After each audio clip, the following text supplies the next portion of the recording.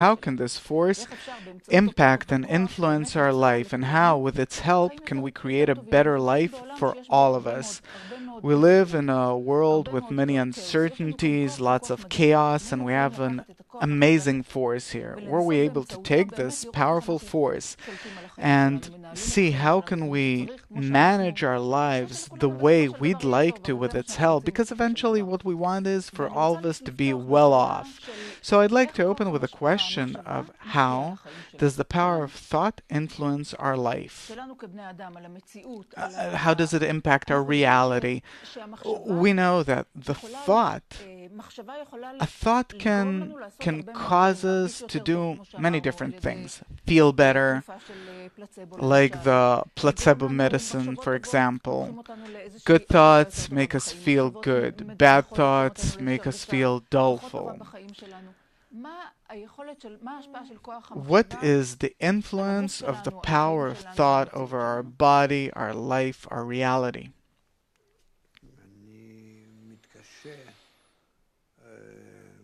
It's hard for me to answer that because the power of thought actually operates and completes everything. It seems to us that we do something out of thought.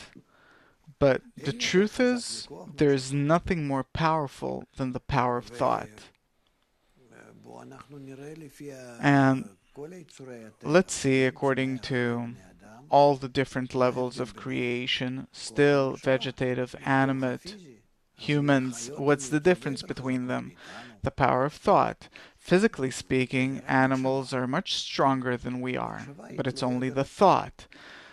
The thought depends on the desire. The stronger the desire is, the more powerful the thought has to be in order to fulfill that desire, provide for it, serve it. Because if a child's desire is small, all in all, what does he want? Small things. Then his thought is also small. Let's depict something else. Suppose if a desire is 10 grams and the power of thought is 5 grams. So the desire is greater than the thought, so he can do foolish things because the thought doesn't cover the desire, doesn't manage the desire. And then that creature, suppose that small child, he'll be dangerous. Therefore, we're constantly teaching him, look, this is allowed, this isn't, this is preferable. We constantly want for his desire to be covered by the thought. Can we teach him how to think? This is what we do with the child all the time. Even looking at animals, I see that a lioness takes her offsprings, goes someplace, shows them what and how to do.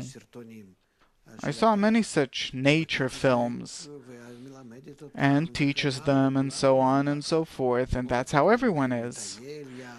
They go walking together and she shows them what to do, what not to do, and where can you capture something and eat, what to be careful of. Besides, animals have instincts. A small child doesn't have instincts. We have to complete his mind and thought instead of instincts. He can reach the end and fall. An animal won't fall. It has an inner force that stops it. What's an instinct?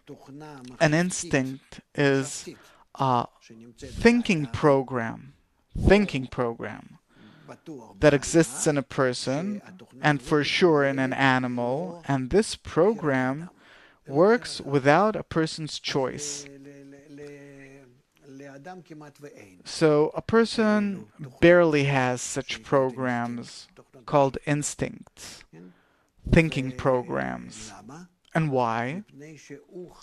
Because he has to actually adapt, acquire such programs which will not limit him, but on the contrary, that will raise him to an even higher level. Were we to have such a program as exists in animals, not to fall, not to come too close, not to do this or that like there is in animals. We couldn't rise to a higher level. It limits. We couldn't rise to a higher level, to the human level.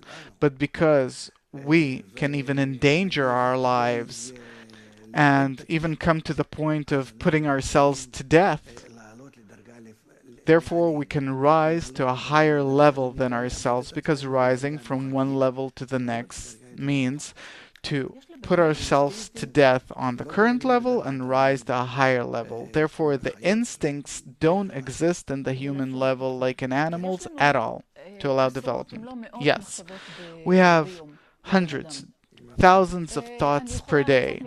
Of course, I can come out of a meeting and say I had an amazing meeting, to be happy about the meeting. Suddenly I hear on the news there was a terror act, and suddenly I get these worrying thoughts. Our thoughts are constantly changing. It's very dynamic. Where do these thoughts come from? What influences them? Ooh, this is a very high question. Where do the thoughts come from?